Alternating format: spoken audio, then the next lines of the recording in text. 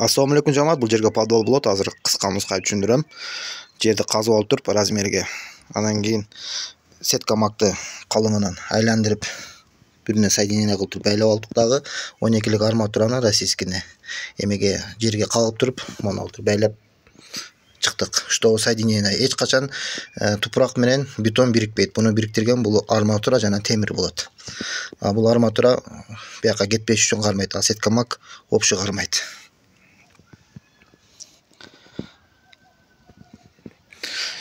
Подвалдын биздин договорубузда 1,80 болуш керек таза.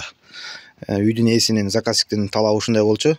Кудай кааласа бүгүн опалубканы коюп бүттүк, эртең куябыз.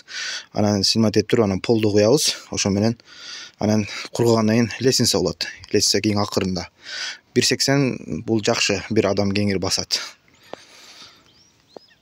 Шутугандар, биздин иш көңүлгө жакса, устай керек болсо зона кыласыздар. Бизде очередь, биринчи зона кылып сен аларды тактап алып туруп, жалаа шаар иште керегине 1000 сом которосуздар, ал жерге 2000 сом которосуздар, барып көрүп, алашып бабаш алганда сиздин заказыңызды, сиздин ишиңизди алган болом. Сиздин ишиңизди алгандан кийин минимум 1 ай болбосо 1,5 айда ишиңизди баштайбыз. Себептен бизде очередь. Мен корейский опалубка менен куям. Тегиз красивый чыгат. Азыр июлдун 20-сына чейин дата толгон.